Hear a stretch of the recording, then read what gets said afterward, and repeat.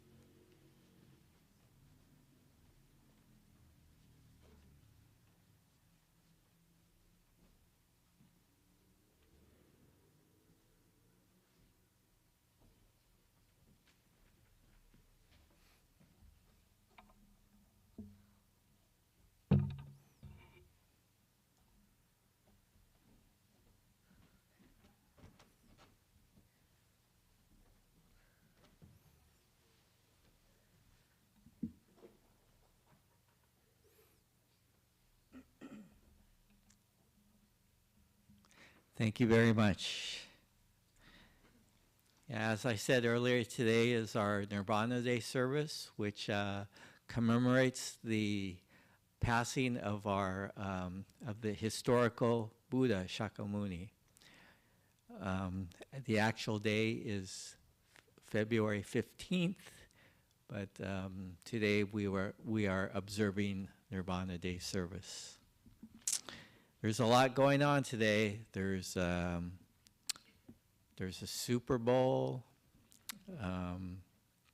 Some of you have your favorite teams playing today. Yesterday, the Junior YBA hosted a Southern District seminar, and a lot of kids coming from various temples from throughout the Southern District for the activities. And you know, our San Diego group, they did a really great job hosting the seminar, and wonderful job for them. So thank you. Today we also have a guest speaker. Our guest speaker is Reverend John Hughes. He's a minister's assistant from the Longmont Buddhist Temple in Colorado. So Reverend Hughes, thank you for joining us today. And one other thing I'll mention is our mask policy is we've reduced our mask policy down to recommended in the Hondo, but so that'll be our temple policy for masks in the Hondo moving forward. Okay, we'll open today's service with the chanting of the Sambujo, and that can be found on page 20 of the service book, and that will be led by our officiant, Reverend Laverne.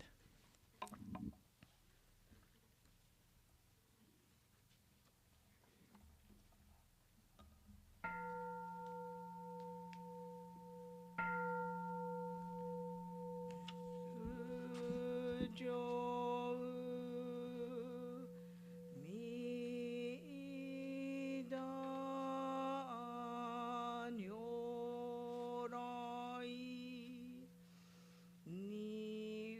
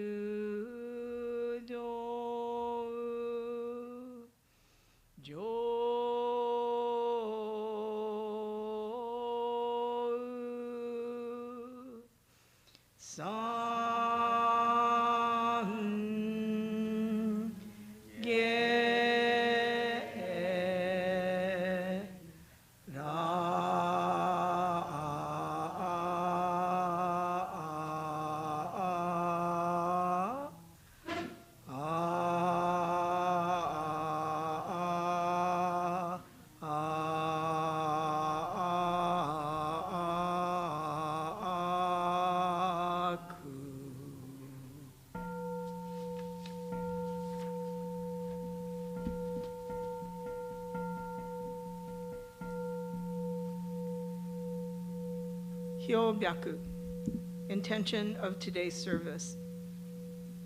In the presence of Amida Buddha, today, which we experience as wisdom and compassion, light and life, we gather to observe Nihang-e, or Nirvana Day,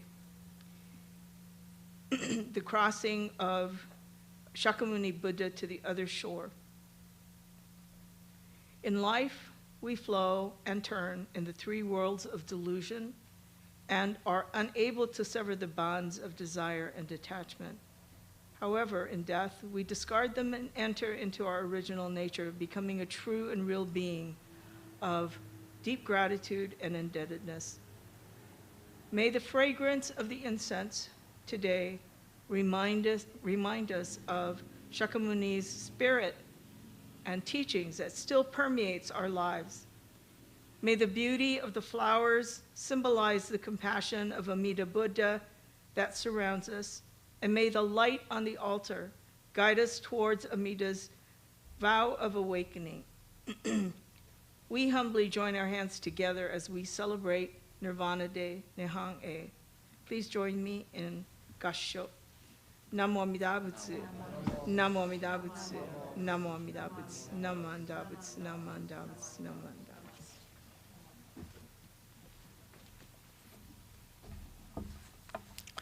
Thank you.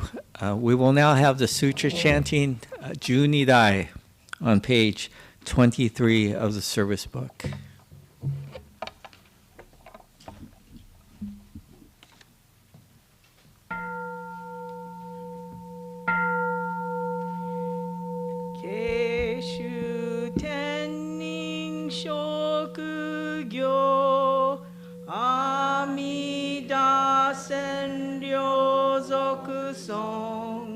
Zai hi mi me yu an rako muryo shi shu ine konjiki shinjo nyo sen no shamata gyo nyo zobu ryomoku jo nyaku shorenge Koga chorai mida song Menzen enjo nyo mangat Iko yunyo sen nichigat Shonyo tenku kushira Koga chorai mida song Kannon chodai kanchuju Shu 十名奏法将軍のぶくげどまけうまんこが将来みだそん無備無垢交渉上習得経血尿国小さり悪徳自在子が将来みだそん実法妙門菩薩衆無量小魔上三段一生修上願力中子が将来みだそん根体保険地所系前言症状名大座おひざ上如線の子が将来みだそん実法将来勝負し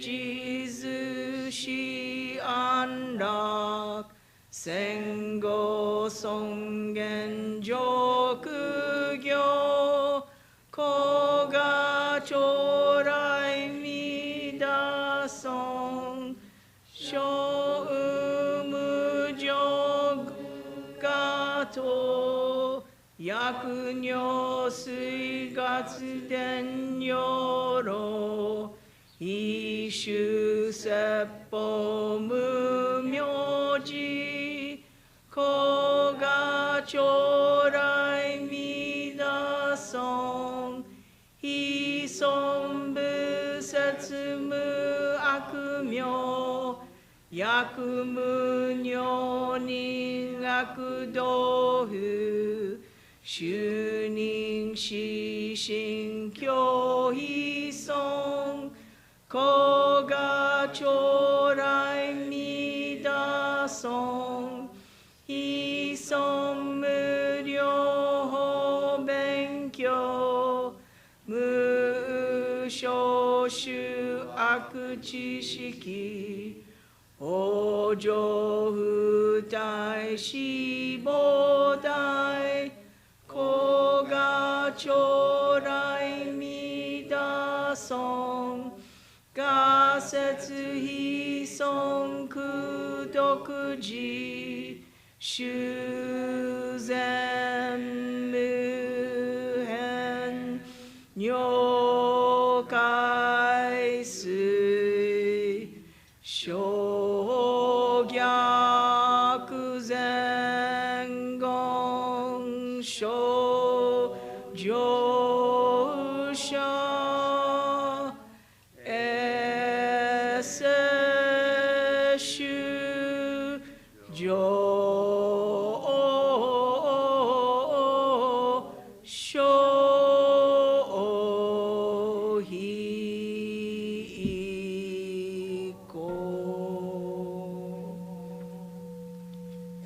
ナマ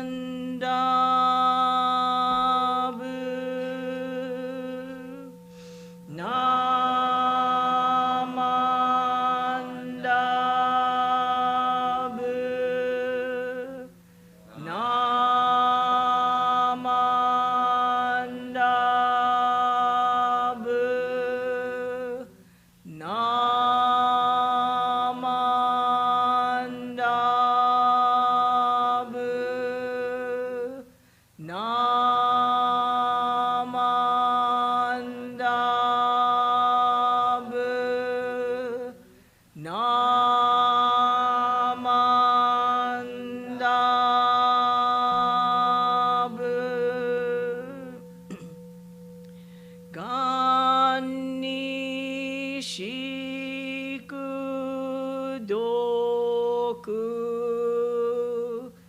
Byodo se isai dohon mo dai shin ojo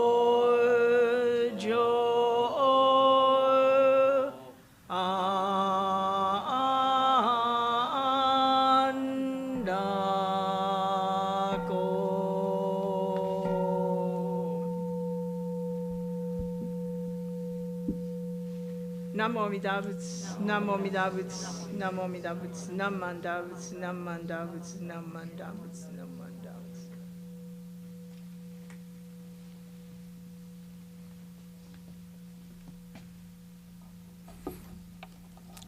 Thank you. We will now have the recitation of the three treasures, and the three treasures can be found on page 91 of the service book. Three treasures. Hard is it to be born into human life. Now we are living it. Difficult is it to hear the teachings of the Blessed One. Now we hear it. If we do not deliver ourselves in the present life, no hope is there that we shall be freed from suffering and sorrow in the ocean of birth and death. Let us reverently take refuge in the three treasures of the truth. I take refuge in Buddha. May we all together absorb into ourselves the principle we relate to enlightenment and awaken ourselves our supreme will. I take refuge in Dharma. May we all together be submerged in the depth of the doctrine and gain wisdom as deep as the ocean. I take refuge in Sangha.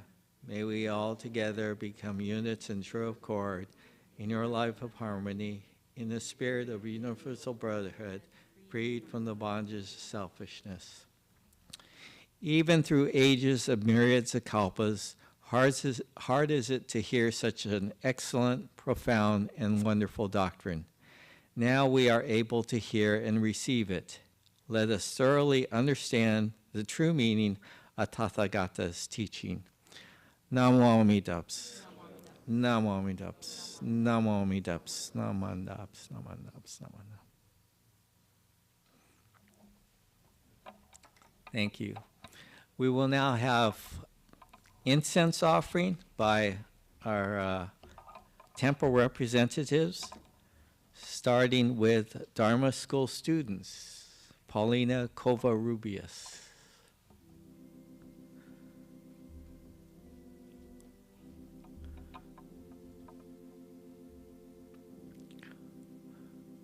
The Dharma School staff, Nancy Martinez.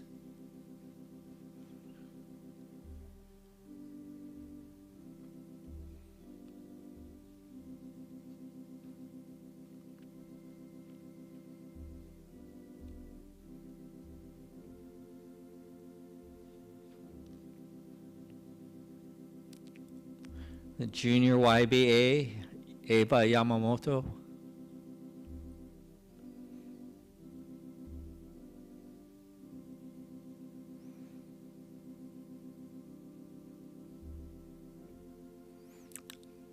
The Adult Buddhist Association, Greg Yonekura.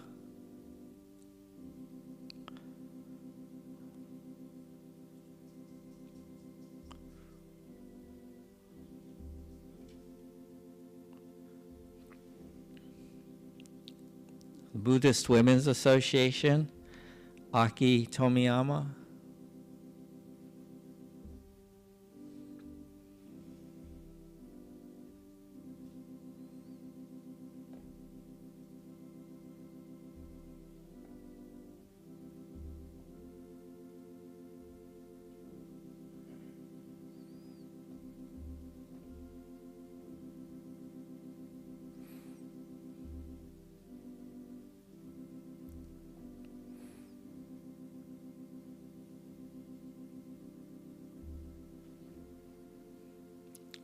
Taiko Laura Yoshida.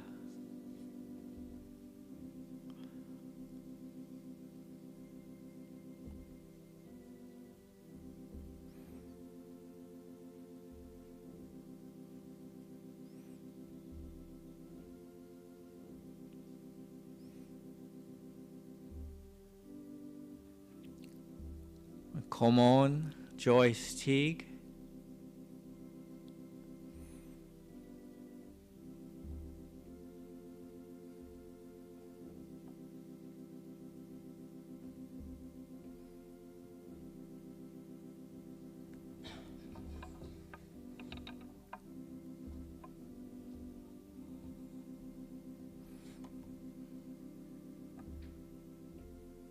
And representing the Buddhist temple, Luann Lee.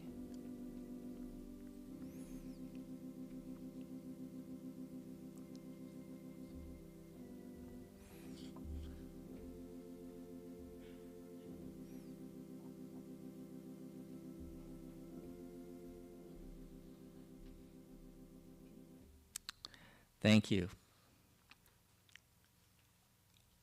And now, at this time, I'd like to call upon Reverend Laverne to introduce our guest speaker for today.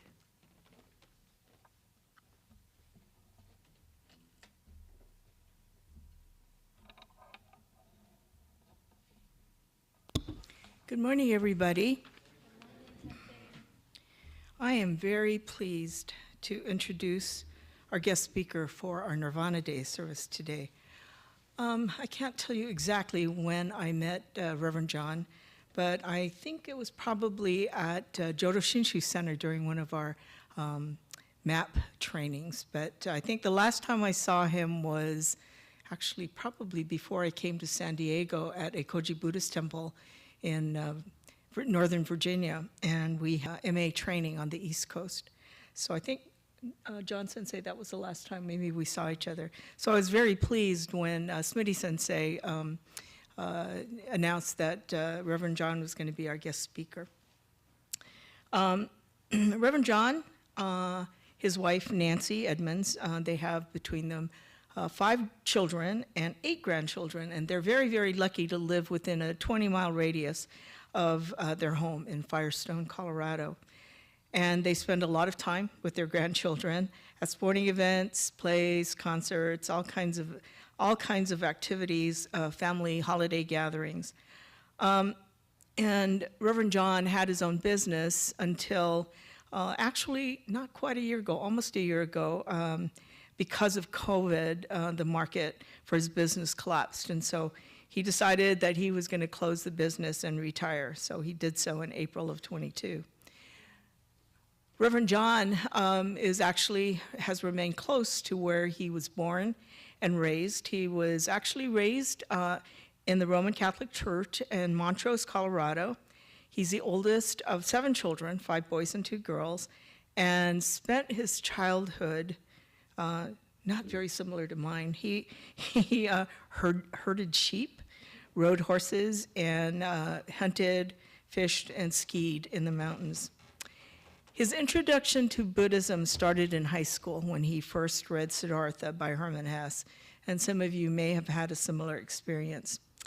And his formal introduction occurred in the spring of '71 while he was serving in the Army.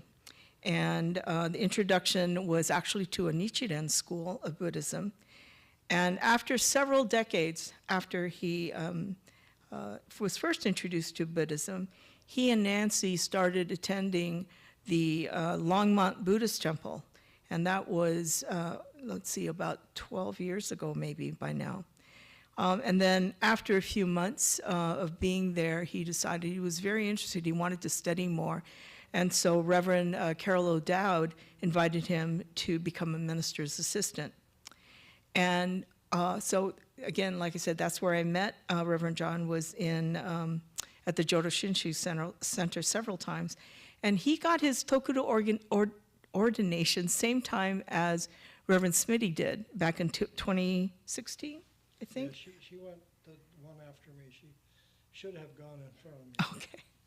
Politics got in the way. And so he actually is the head minister at Longmont, and they are under the supervision of the Denver Tri-State Temples. So I'd like to introduce you to Reverend John, who will start out today with the children's Dharma talk. So if kids want to come up to the front, you're more than welcome to. Okay. Thank you so much. Good to see you. Good to see you. So, Like Reverend Laverne said, I have an unusual path to becoming a Jodo Shinshu priest. And if it hadn't been for my wife saying, do you want to go to the Longmont Buddhist temple? And I went, I don't know, maybe. And we went, and about 2 months later, I was asking Carol Sensei if I could be a minister's assistant. And about 6 months later, I started the Jodo Shinshu course. And that, the first time I went to Berkeley was the first time I met Smitty Sensei. She was the first person I met there after Reverend Kurohara. And then over the last 12 years, I have gotten more in Jodo Shinshu and the Dharma. I'm not exactly traditional. You can see there aren't very many fat old white guys that are Jodo Shinshu ministers. But I want to start with a lesson that's very specifically today oriented towards the middle schoolers and the high school kids. And it's also important for all of us to remember. And so I'm going to ask all the students to stand for a minute. And please stand, all of you. Now, spread out just enough so that you're not going to whack your neighbor, because I'm going to ask you to do something a little weird. So spread your arms out wide, wiggle your fingers. Now, this is a practice that I want you to take both into your mind as well as into your heart.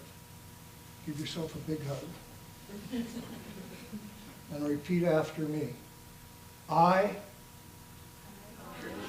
am enough. I am enough. Thank you. Please be seated. Why do I do this? I do this at my temple almost every service. Not as formal as I just did with you guys. But the reason I do this is because it is so easy for us to feel less than, us being human beings in this world of samsara, to feel not enough, to feel like we're not good enough. And at the age of going through adolescence and going from being a child to being a young adult, peer pressure becomes probably the biggest influence in your life. And it's so easy to walk down the hall in school and say, oh, I don't look good enough, or my clothes aren't right, or I don't have the right shoes. I really wish I was wearing Vans instead of Nikes, or whatever. It doesn't matter.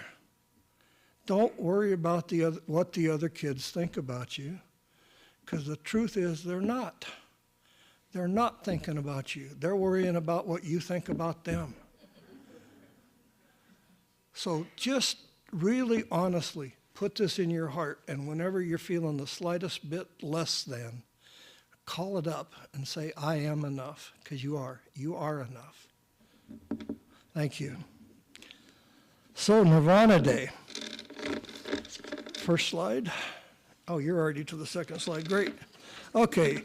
So what's nirvana? One translation of the word nirvana is the state of total liberation and freedom from the cycle of birth and death. That's an interesting idea, but what exactly does it mean, and how does it relate to Nirvana Day? Because Nirvana Day is sort of a strange thing. Next slide, please. Today we commemorate the passing of Shakyamuni Buddha to the Pure Land. This is one of the 3 key dates that we celebrate in Jodo Shinshu, and almost all Buddhists celebrate, relating to the historical Buddha who lived in this world. And it's sort of misnamed.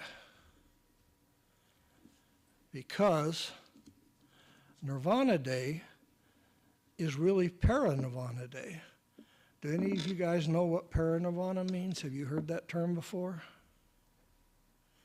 Any of you high school kids?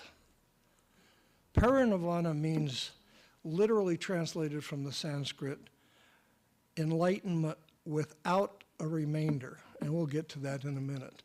But the without a remainder is important. So next slide, please. April 9th, Hanamatsuri, the celebration of Buddha's birth, called Butsue. Next slide. This is really pretty funny, and then we'll go back. According to legend, Siddhartha Gautama was born in Lumbini's garden when his mother was on the way from her husband's castle to her parents' castle, because in India, babies were traditionally born in their parents' home, their in-laws' home, and he was born out of her side, which is strange enough, because they weren't having C-sections at that time. And I have a typo on this ad because I was having a senior moment. I say Lumbini's garden circa 483, that's the day he passed, the year he passed. He was actually born in 553 BCE, according to our tradition, so 80 years earlier. And immediately upon birth, this baby, and if any of you have ever held a baby, this would be remarkable. The baby stood up and took 7 steps and raised his right hand to the heavens and his left hand to the earth and said, I among all of the beings am the world-honored one. So he was foretelling his becoming a Buddha. You can see all the heavenly beings in the sky there if the monitor's big enough, and the trees, and there's a gentle, sweet rain. That's why we bathe the baby Buddha in sweet tea. This is a myth. This isn't real. He was a human. He was a normal human being, just like us. But it's a great myth. And why 7 steps? Why not 6 or 5 or 10? There are 6 realms of existence. And so he took the 7th step to show that he transcended this world of samsara, that he went beyond the 6 realms of existence. Now back to the previous slide. December 8th is celebrated as Bodhi Day. It should probably be Nirvana Day because that's when Shakyamuni, or Siddhartha, became Shakyamuni Buddha when he achieved his first nirvana, Jodo-A. And then to this week, February 15th, Nirvana Day, Buddha's Parinirvana, Nihane, passing into the next realm of existence. Now we'll skip to the Bodhi Day slide. So, Shakyamuni lived in a castle. He lived a life of luxury. He had everything he wanted and wasn't satisfied. At age 29, he left the castle, left his young wife and his young baby, which would not be acceptable in the modern Western world. I doubt if it would be acceptable in Japan or China or even India today. But at that time, a person could move towards enlightenment, move in towards becoming a spiritual adherent if their family was taken care of. And since he was a prince, lived in a castle, his wife and son were taken care of, so he wasn't abandoning them to poverty. He lived for 6 years as an itinerant monk, eating almost nothing, meditating almost all the time, wearing a single rough cloth garment, and almost starved himself to death. So he found that the life of luxury and entitlement didn't help him become aware and awake and a real spiritual being. The life of absolute deprivation, having nothing, didn't help him become an enlightened being. So in despair, he was walking along a river, and a young woman gave him a bowl of milk and rice, and he ate that and sat underneath a fig tree. And that tree now is called the Bodhi tree. And for 49 days he sat under that tree facing east in meditation, trying to figure out what he was here on this earth for. Now, facing east is a big deal in Eastern tradition, particularly in India. The east, the rising sun, is the beginning. It's the start. So this is the start of his becoming a spiritual being, him becoming a Buddha.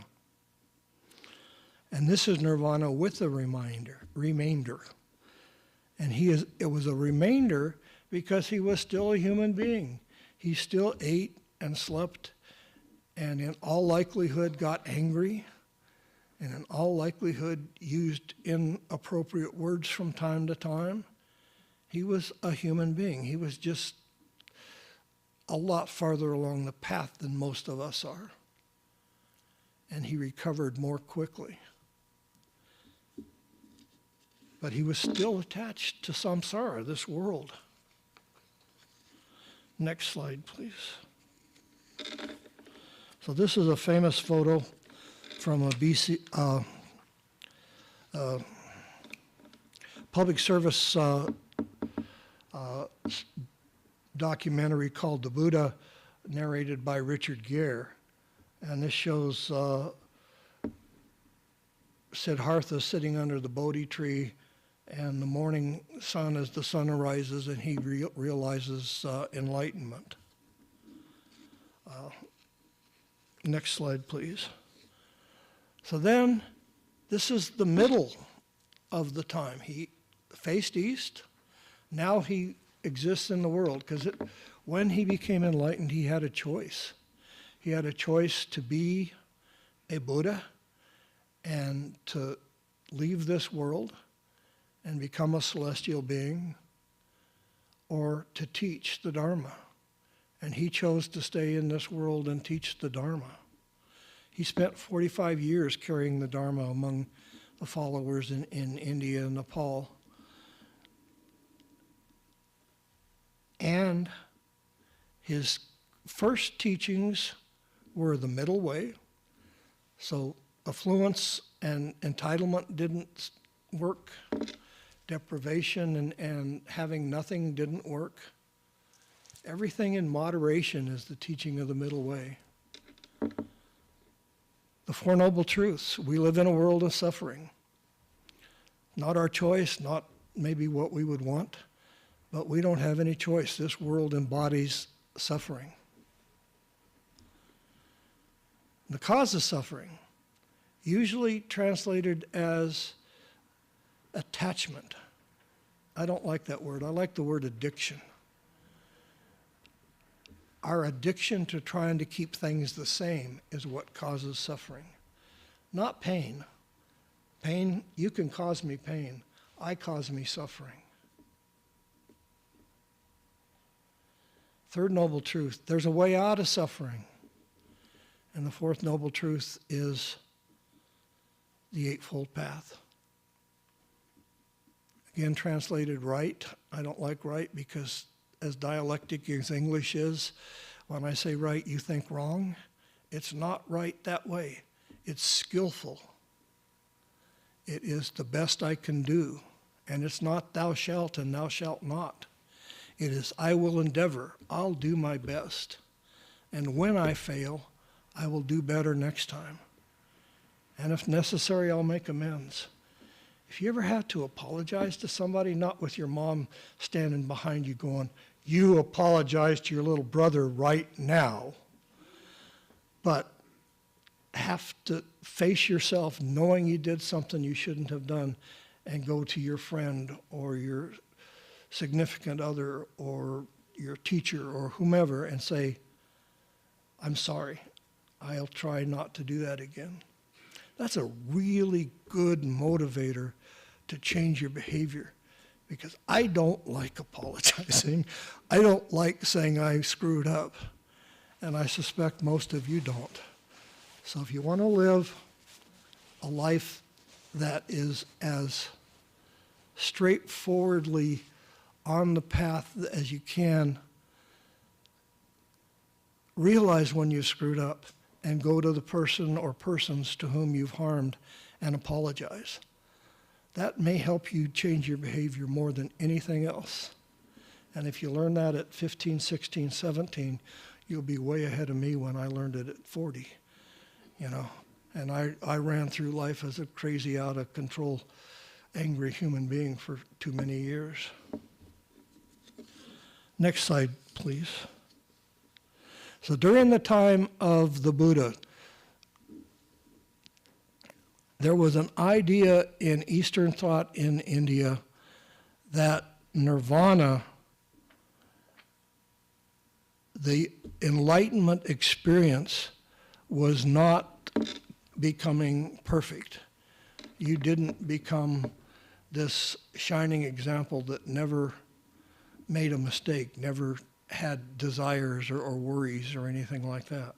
So the people of that time regarded delusions as continuing even after enlightenment. And the author of this book, Gautama Buddha, which I tried to get a copy of the other day because Reverend Turner recommended it out of OCBC, and it's not in print right now. So I've gotten it coming to me through interlibrary loan, but he says in his discussion of the Buddha, people of that time consider this to be of great importance. The human being Gautama did not, upon awakening, become a completely different kind of being, a perfect being impervious to harm. Even after becoming Buddha, he possessed weaknesses and could be pursued and tempted by desires. So even as you work towards a life of enlightenment, of trying to become a realized human being in the Dharma, in the Nembutsu, you're still going to fall back. We're all human. We're going to make mistakes. This is not a great evil. It's our condition. The great evil might be when we ignore it, when we don't try to do better. So the next slide. This is a idea of visualization of the idea of the life of a being in this world from the standpoint of Hindu India 3,500 years ago. We're born in the East with the rising sun, and we're little and we don't know anything and we have to learn, and as we learn, we get to daylight, to the noontime, and that's where we have the opportunity to work. And then at the end of our lives, facing west, and if you remember the teaching, Amida's Pure Land is the land in the west. So the West is really important. It's where you go as a being of enlightenment when you leave this world. When you go to the Pure Land, you go to the West. So now we'll get back to the idea of paranirvana.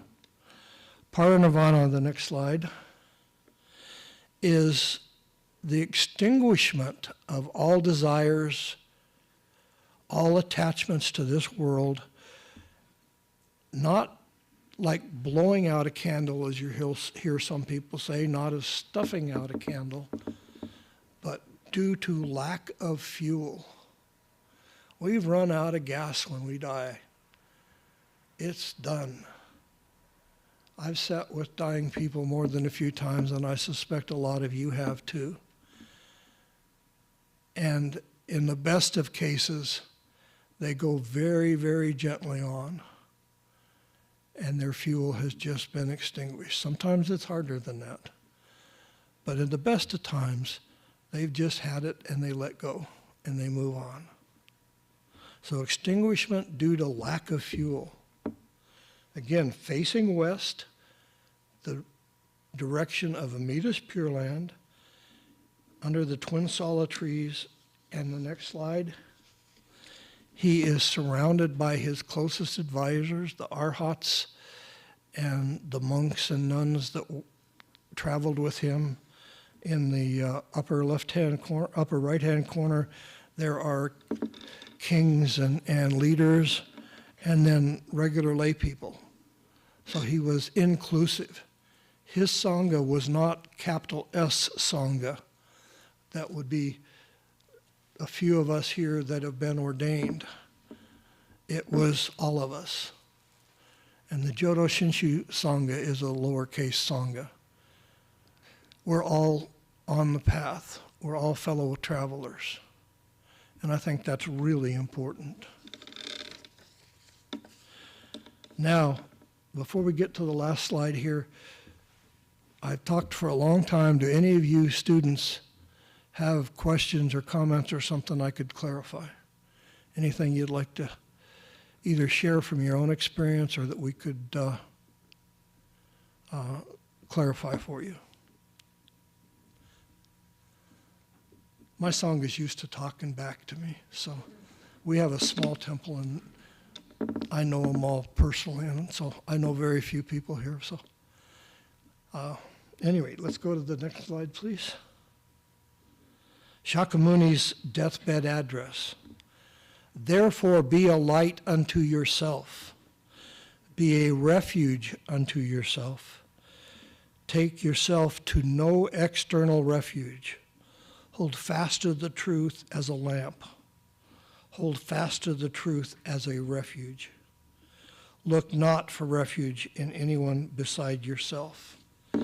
Key idea. Now, you students are still not full adults yet, and you have people you have to lean on to learn from because you have things to keep learning. And even I still need to learn things. I get taught by my grandkids sometimes when I do something stupid. Grandpa, what are you thinking?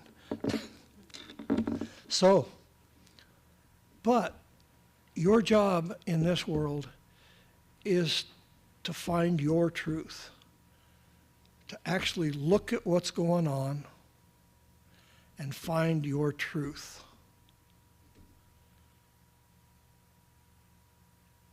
This is not a passive religion. Buddhism is a religion of ultimate self-responsibility. We don't have lots of rules. You have to figure out what is the correct, skillful thing for you to do. And when you make mistakes, you have to fix it. And part of what we have to do in this world is be of service to other beings, not to be selfish, self-centered all the time. With that, I want you to once again repeat after me. I am enough. I want you guys to hold that to your heart, because when you're feeling less than, know that you really aren't less than. Namo Amitabha Butsu. Namandab, namandab, namandab, namandab. Thank you so much for the opportunity to be here today.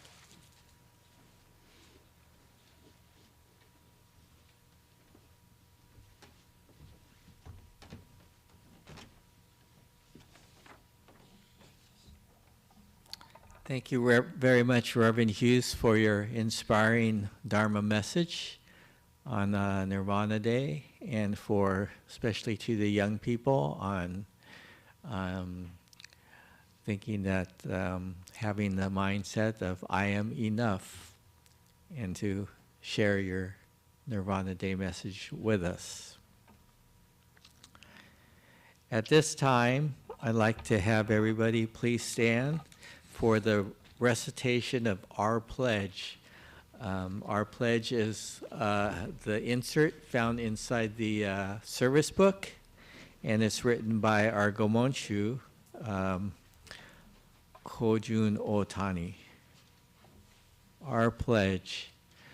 Breaking out of my shell, I show her a warm smile and speak gentle words, just like the kind Buddha. Not becoming lost in my greed, anger, or ignorance, I shall think and act with an open mind, just like the calm and peaceful Buddha. Not putting myself first, I shall others, just like the kind and compassionate Buddha. Realizing the gift of life I have received, I shall strive to live each day to its fullest, like the Buddha who tirelessly works to liberate all. Gassho, Namo Amidaps, Namo Amidaps, Namo Amidaps, Namo Amidaps, Namo Amidaps, Namo Amidaps. Thank you. You may be seated.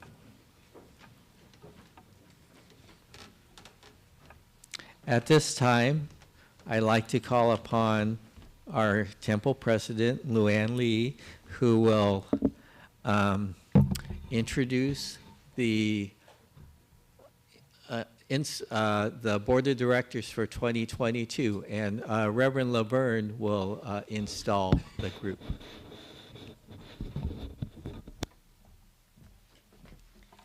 Good morning, everyone. Thank you, Ralph. I am honored to introduce the 2023 Board of Directors. It's amazing. We have so many great people. When I call your names, please come up and do Oshoko, and then just stand to the sides, and then we'll do our installation. And don't run off, because we're going to try and take a picture, and then and I have a little special thing for you. Okay, so I'm going to go ahead and introduce myself as the president. First vice president is Michael Kinoshita. Second vice president, Glenn Torrio. Third vice president, Bill Teague. Treasurer, Aki Tomiyama, and I think it's her birthday today. Recording secretary is Nancy Martinez. And then we have Alan Yamanishi, and our newest board member, director at large. Arturo Rubio, he does a Donna Club group. Brian Sasaki, director at large. Kurt Yasuhara, another new member, a director at large. Glenn Nagoro, assistant treasurer. Greg Yanakura does solicitations, community outreach. Karen Okuhara is corresponding secretary. I bet you she's supposed to be in charge of hospitality. Oh, there, she is here. Thought she was doing hospitality.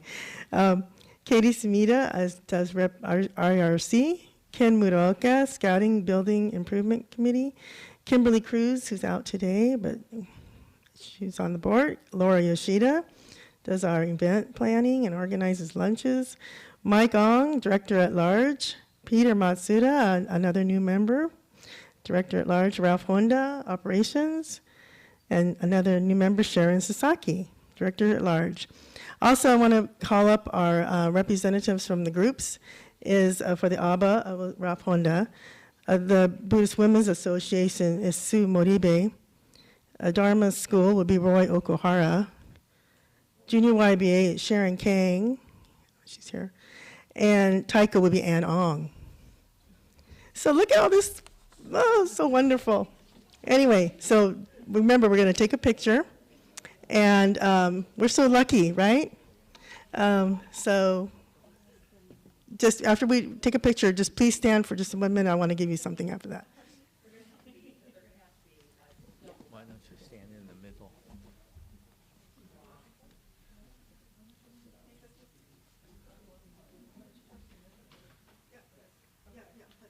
Okay, so I'm going to do something a little bit different. We have a huge group, but Shakyamuni Buddha, when he first became enlightened, he said, I don't know, this is really tough. So he wasn't going to teach the Dharma, but he was talked into it. And having served at another temple on the board, I know this is a really tough job, so I personally want to express my gratitude to all of you for being asked and not walking away and stepping up. I know some of you are trying to retire, but get talked into it. So thank you very much. And what I'm going to do is I'm going to ask all of you to line up again, and then I'm going to say I, and then I'm going to have you say your names individually. I know that doesn't happen, but I want to make sure you don't run away. So we want your individual commitment. I know we have it. And then I will recite the installation oath and then ask you to repeat after me, okay? So I'm going to have you face the Sangha as you say your names, and then after we're done saying all of our individual names, I'm going to have you face the Onaiji, okay? All right, so let's see, shall we start this side from Ralph?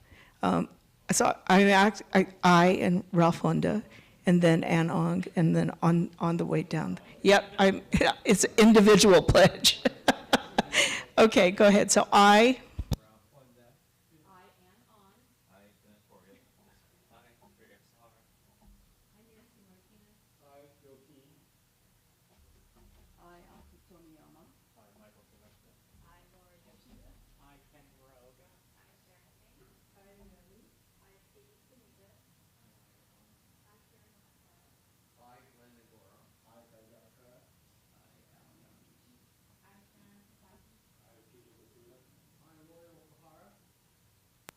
Is that it? Did we get everybody? Okay.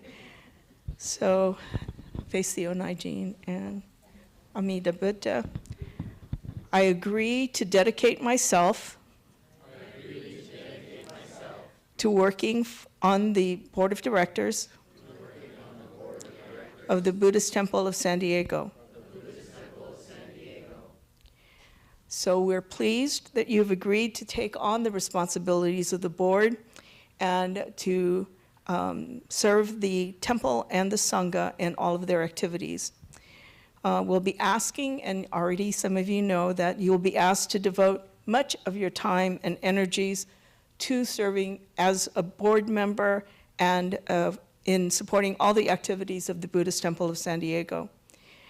At BTSD, we appreciate the service you're making by giving so much of your time and effort to the working of this temple. If you're truly willing to make these efforts, you have just pledged your efforts and agreed to dedicate yourself. Namo Amida Butsu. Namo Amida Butsu. Namo Amida Butsu. It's my great honor to present to you the new Board of Directors for the Buddhist Temple of San Diego for 2023.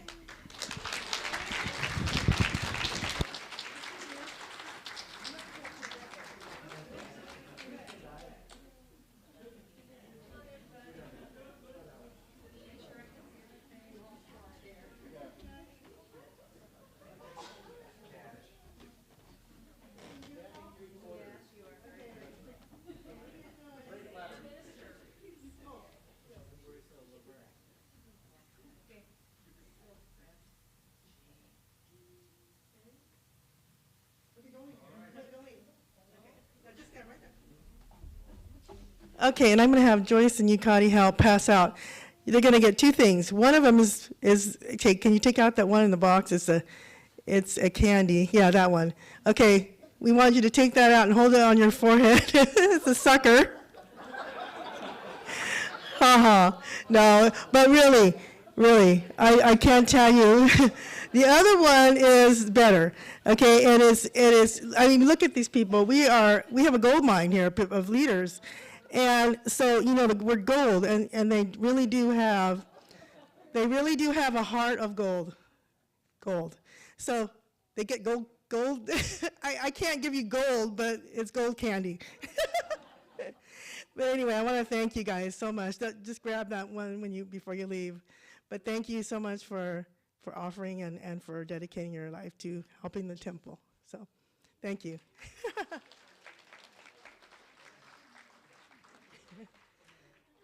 So go ahead and I'm going to do the appreciation. Oh, okay. Oh, is that okay? Let me see some first. Okay. I just want to say one thing for my sister Lou. This is like her 15th year, I think, as president. So we figured another 5 years for her, and no, I was kidding. But I want to thank her for her dedication and what she does for all of us.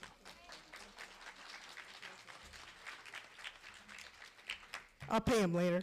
No, I'm kidding. Okay, I want to go ahead and do my appreciation right now while I'm here. And again, I want to thank you for coming today at celebrating our Nirvana Day.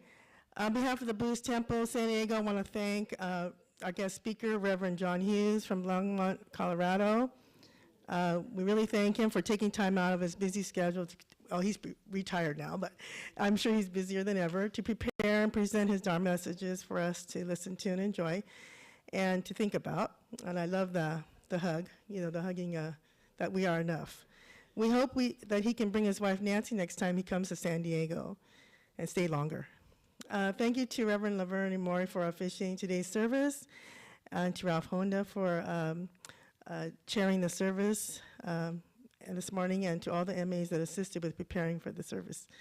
Special thanks to Ann Ong for playing the organ, and the technical team for taking care of the live stream.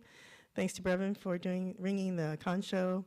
And as always, we want to give our deepest appreciation to you, the Sangha, for your generous donations and support. Coming up too, and I wanted to invite you to come to our next service, where a bishop will be coming next Sunday, and he will be certifying our 3 MAs, Arturo Rubio, Sharon Sasaki, and Yukari Williams.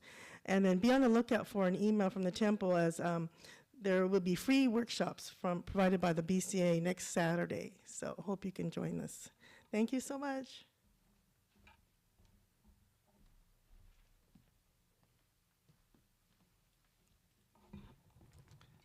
Thank you very much, Luann, and congratulations to the board of directors. And I'm sure in the future, the rest of you who are sitting out there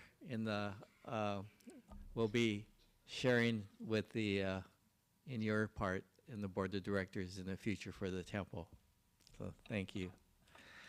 Have a few announcements to make.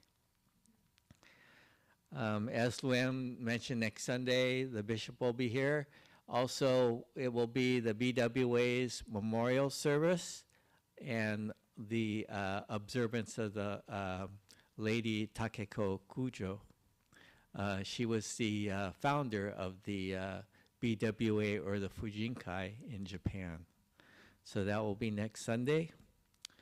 Let's see, what else do we have? On the 24th and 25th weekend is the BCA's annual National Council meetings, and Luann, Bill Teague, and Reverend Smitty will be San Diego's representatives for the meetings, the once-a-year annual meetings. So thank you for representing the temple for that event. On the 26th is our Scout Day, and that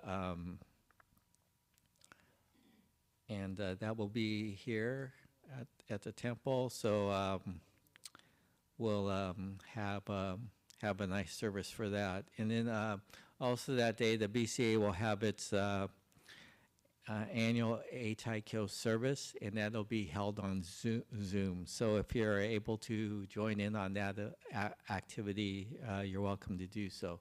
The temple will have the link for both activities for next weekend's BCA workshops and for the Eitaikyo service. On 3/10 is the Panda Express fundraiser that we're going to have, and so more details on that will come out. And then today, the Dharma School class, after the service, will have its activity downstairs in room 6. Are there other announcements to be made? Oh, okay. Oh, Bill? Okay.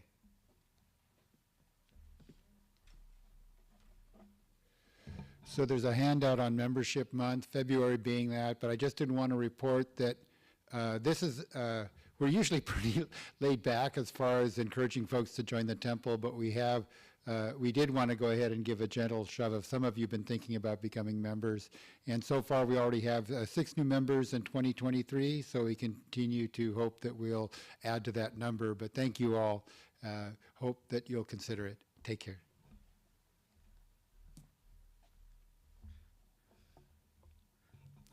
I forgot to mention that since today's the Super Bowl, and we're going to be, after the activities for the Temples Days is over, we'll be having a Super Bowl watch party in the annex. So those of you who'd like to join us, you're welcome to do so. There's plenty of food for the event, so please join us. I think we're going to probably get started around 2:30 or 3 o'clock. The game starts at 3:30, and Tim guarantees that we'll be watching the game on that big screen. Okay, so, okay. Okay, at this time, we'll dismiss the Dharma School students for their activity. So if they'd like to come up to burn incense, you're welcome to do so.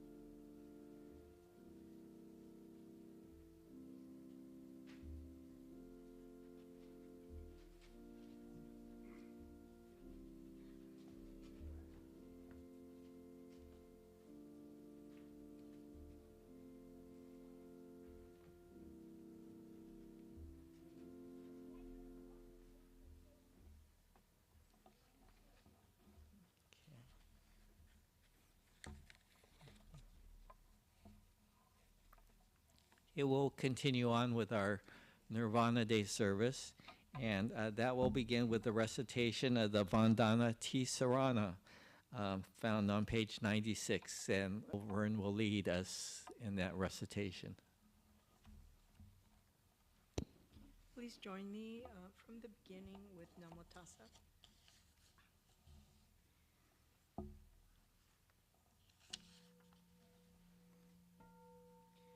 Namo tassa bhagavato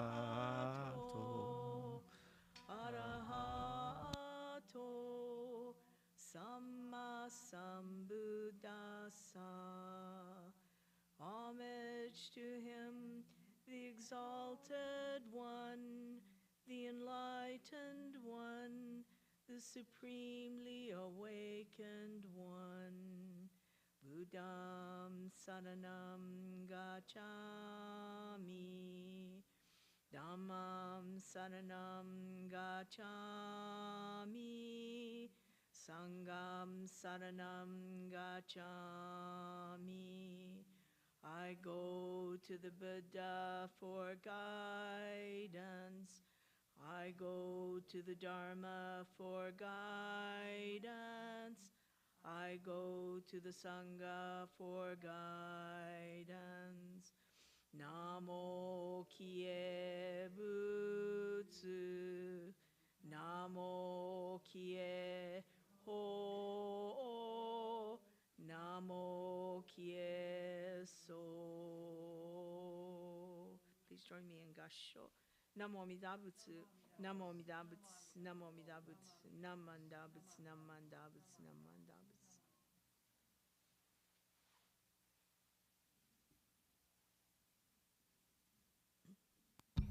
Thank you.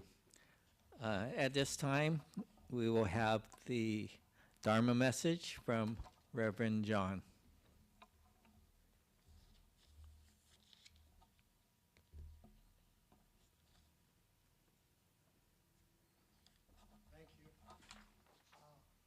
first I would like to thank the San Diego Buddhist Temple for inviting me and allowing me to share some thoughts this morning. This was exciting, and the first time I have been invited to do a guest speakership at a temple in California. I've done some in Denver, but I know most of the Sangha in Denver, so it's not exactly newcomers.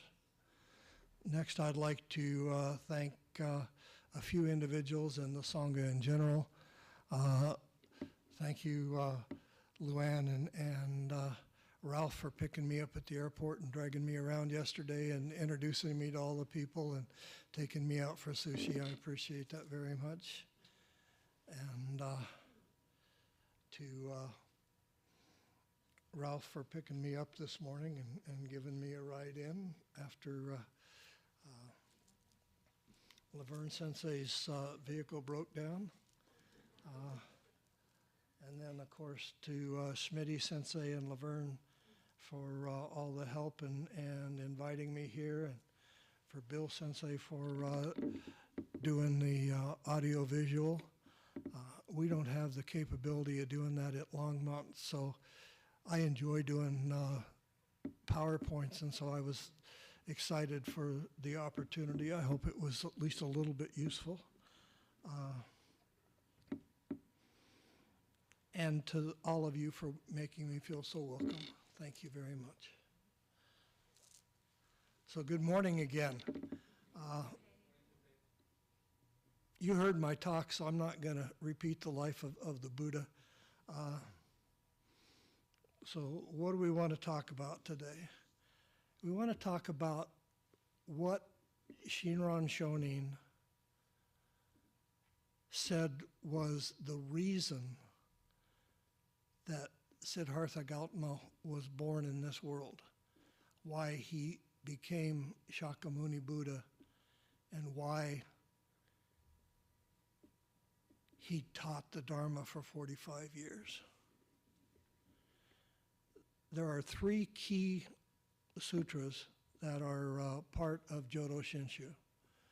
The larger Pure Land Sutra, the smaller Pure Land Sutra, and the Contemplation Sutra. So the Amida Kyo, the Contemplation Sutra, and the larger sutra. A lot of different traditions in Buddhism have different key sutras, key reasons why they believe that Shakyamuni came to this world, why the Dharma has been carried to us. In the Japanese tradition, we live in the age of Mappo, the age of the degeneration of the Dharma. We're too far away from the Buddha to be able to clearly hear the teachings and become enlightened through our own efforts. Shinran Shonin was very clear in a number of his writings when he said, Shakyamuni appeared in this world for the sole purpose, the only purpose, of bestowing to the multitude of beings a practice that benefits them in a genuine way, namely the practice of the Nembutsu. Shinran clarifies the significance of the 18th vow and practice as he revealed it in the larger sutra. So Amida Buddha is the reason, the story of Amida Buddha, the teaching of the infinite power of light and life of the universe that is encapsulated, that is embodied in the idea of Amida, is the reason that Shakyamuni came to this world.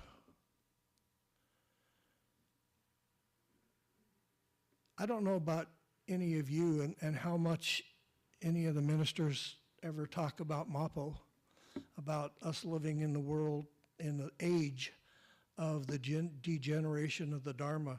unable to clearly hear the teachings. But when I first read that, I really didn't like it very much. It was pretty awkward. Somehow we're not good enough to actually hear the real Dharma. But that's not really the truth of the teaching. But it was awkward and uncomfortable when I first heard it. What the teaching says, what it speaks to me, what it means. And just as an informational note, I've been sober for just over 30 years. When I first read Shinran Shonin say that he was a foolish being of blind passion, that he was utterly incapable of doing the right thing through his own efforts, that rang a bell with me like nothing I have ever heard in my life. Because I know that by myself, I make really bad decisions. I do stupid stuff. I hurt people. Do I intend to do that? Is that who I want to be? Never. But I'm a foolish being. I can't do it on my own. So when I hear the Nembutsu, I entrust, I take refuge in the Buddha of infinite light and life. I accept the infinite wisdom and compassion that is rushing at me all the time. I have the opportunity to be what I think I'm supposed to be in this world, that I can do the best job that I can. And like I told the Dharma school students, when I make mistakes, I go to people and apologize. And it's a lot easier to not do things I think are dumb and harmful when I hold myself accountable, because I don't like going and apologizing to people. I don't like having to humble myself, you know? When I hold myself to that teaching, I have the opportunity to be a better human being, to treat people more skillfully. So Namo Amadabatsu, I entrust, I take refuge, I accept the wisdom and compassion of the universe, and then I step out of myself and do the best I can. And try to be of service to other beings. So what's this 18th vow? I'm sure you've heard it hundreds of times, maybe thousands. And for any of you English teachers out there, you must just absolutely love this because it's written in double negatives. If, when I attain Buddhahood, the sentient beings of the 10 quarters, who with sincere and entrusting heart aspire to be born in my land and say my name even 10 times, should not be born there, may I not attain the perfect enlightenment.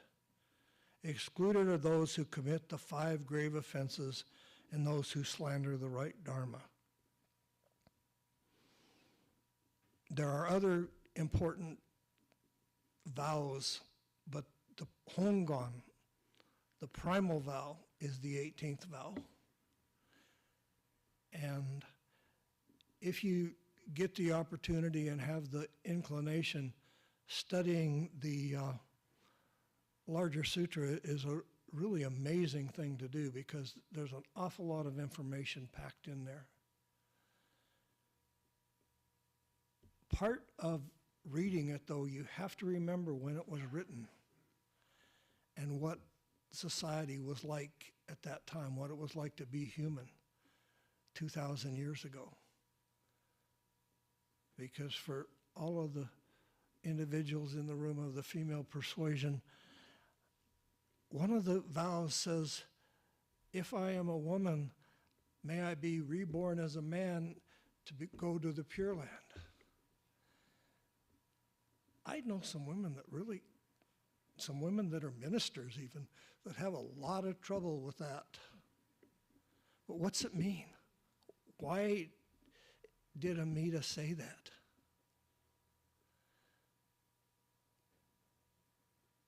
My guess, and this is strictly my opinion, It's hard to be a woman. And even 300-400 years ago in this country, many women didn't live to 30 because they died in childbirth. Men had 2 or 3 wives in their lives, not because of divorce, but because their wives died.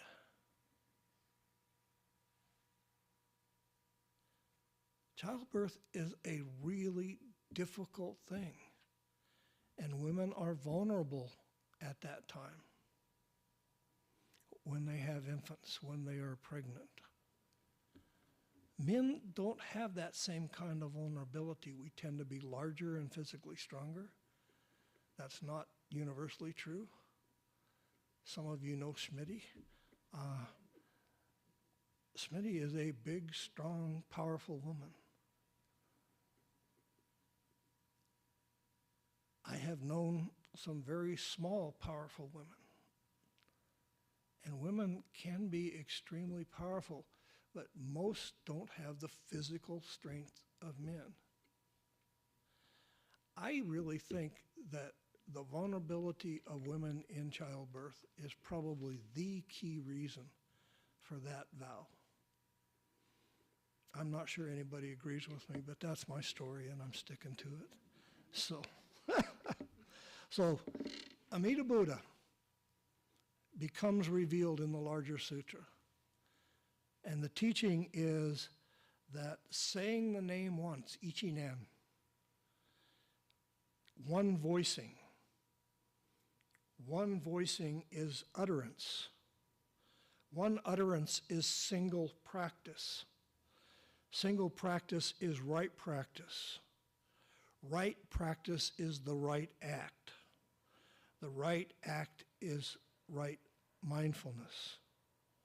Right mindfulness is the Nembutsu, is Namu Amida Butsu, from the Collected Works of Shinran, first volume, page 56. So a lot of Shinran's writing are like a lot of philosophers. They do sort of a dialectic breakdown of word by word to try to emphasize what they are trying to teach. And he's really good at going into the weeds word by word, explaining what the diamond-like mind is, what true and trusting is. And you have to pay real hard attention to read that stuff and to try to learn something from it. But the key is Shinran alone, out of all of the teachers of his time and before him, said, I can't do it on my own. Hard practice, meditation, and I'm a meditator. I've meditated for 50 years. Is not a religious practice that I can use to become enlightened. The only thing, since I'm a blind, foolish person of blind passion, the only thing I can do to become enlightened is to entrust in the infinite wisdom and compassion of the universe that flows at me all of the time. And when I accept that, I can quit worrying about what comes after this life, because we don't know. We go to the Pure Land as our teaching. Our teaching is that once we're in the Pure Land, the true Dharma is revealed to us. We learn and absorb what we need to teach, and then we return and teach. We help other beings become enlightened. That's our job in the next life. We don't sit on a lotus blossom and drink sweet tea and listen to the birds sing beautiful melodies all day. We come back and work. We help others. That's our job. So Shinran taught that the sole practice that gave him a chance of being enlightened was accepting the power of Amida to save him, to turn him from being a person caught in the cycle of life and death to move on to the next realm. That makes sense to me, because I have enough experience knowing that on my own, I don't have the ability to do it. I'm convinced of that. So this teaching has spoken to me from the first time I heard it. It's where I belong. And so following on with the discussion of the Nembutsu, Shinran says, thus, when one has boarded the ship of the vow, has accepted that saying the name and entrusting with a true heart that Amida Buddha has solved what comes after this world, I have boarded the ship, the vow of great compassion, and sailed out in the vast ocean of light, and the winds of perfect virtue blow softly, and the waves of evil are transformed. Darkness of ignorance is immediately broken through, and quickly reaching the land of immeasurable light, one realizes the great nirvana. Again, from the collected works of Shinran. And a key word that he talks about is jinen, which he describes, as it's translated into English, as effortless activity. Jinen, the effortless activity of the vows, the self-arising nature of reality as such. You probably heard the word suchness, thusness, the idea that the universal power is there and we can have glimpses of it, but we can't really know it until we pass on. So Jinen is the reality that informs the Pure Land. And this is one of his poems. Shinran says, the pure winds blow in the jewel trees, producing the 5 tones of the scale. As those sounds are harmonious and spontaneous, they pay homage to Amida, the one imbued with purity. Beautiful words, beautiful image. That when we get on the boat, when we accept Shinjin, when we accept the Nembutsu, we have the opportunity to let go of all of the worries that drag us down like an anchor. We don't have to be anchored by hate and anger and ignorance. We can arise above that. Can we stay above it? No, we're human still. We all are going to make mistakes. But we have the opportunity to be there.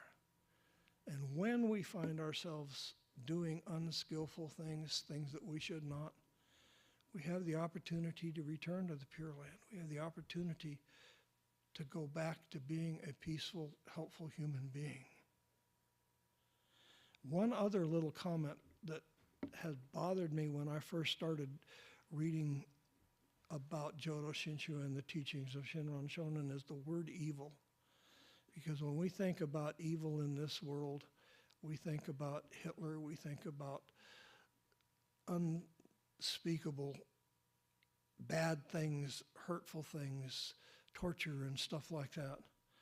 That is not really what early Buddhism thought of the idea that was translated into English as evil.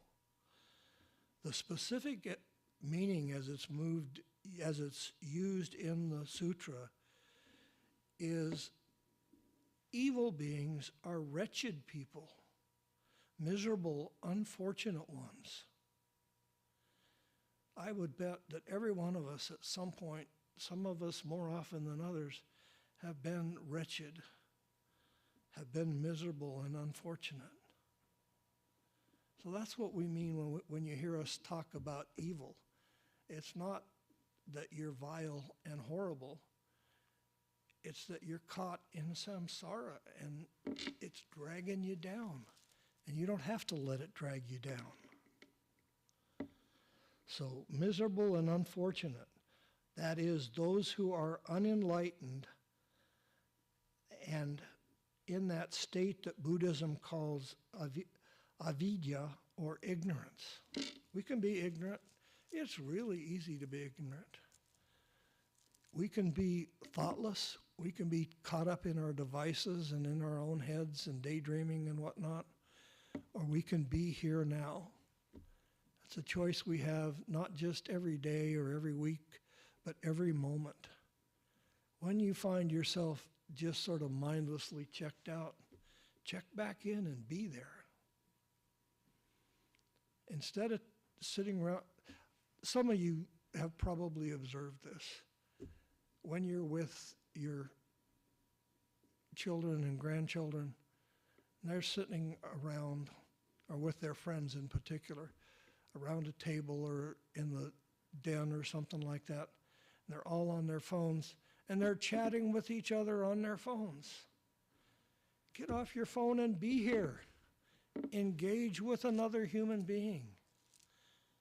Become aware of the humanity that you're dealing with.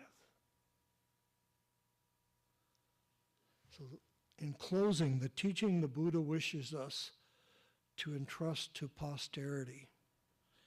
If there are persons who, after having heard the name of the Buddha, leap and dance with joy, Jodo Shinshu is a joyful practice.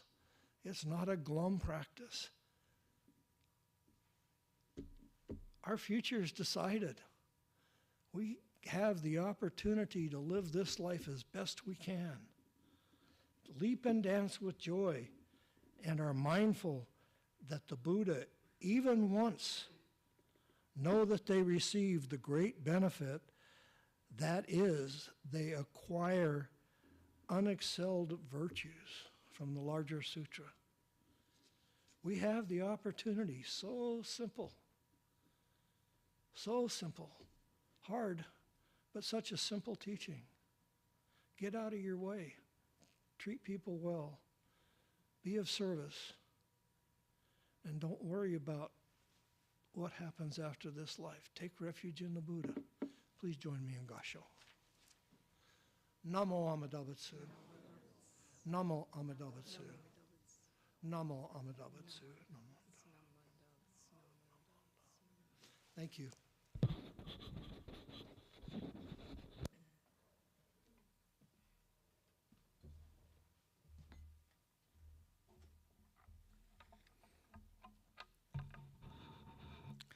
Thank you, Reverend Hughes, for your very enlightening message to us, your Dharma message for Nirvana Day. I think all of us are in that same realm of challenges of life, being the life of foolish beings, and the goal is entrusting the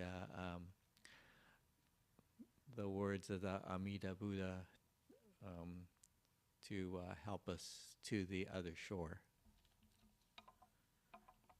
At this time, will you please stand for the Gatha Ondok-san, and that it can be found on page 128. And remain standing for a closing meditation.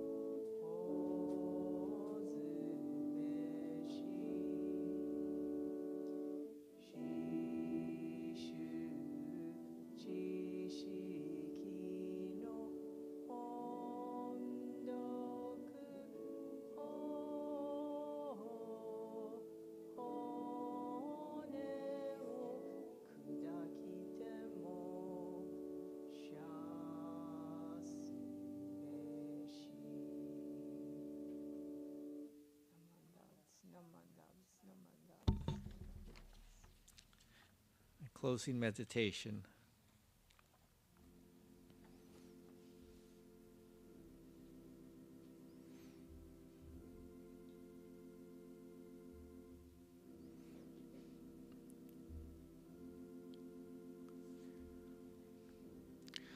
On the journey of life, faith is nourishment.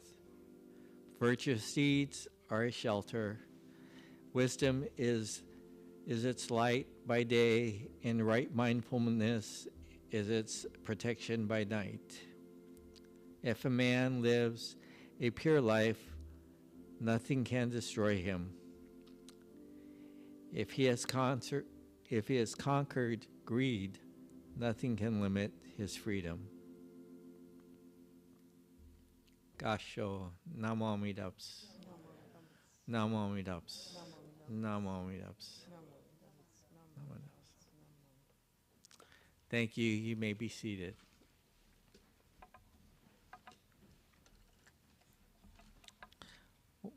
Well, this concludes our Nirvana Day service for 2023. I'd like to thank our guest speaker, Reverend John Hughes from the Longmont Buddhist Temple as our guest speaker, and to everybody involved with today's service. And thank you very much for your participation. And we look forward to seeing you next week for the BWA Memorial and the certification of our ministers' assistants and messages from our Bishop, Reverend Harada. Please join us for hospitality downstairs in the dining room following the service, and you're welcome to offer incense. So thank you very much and have a wonderful day.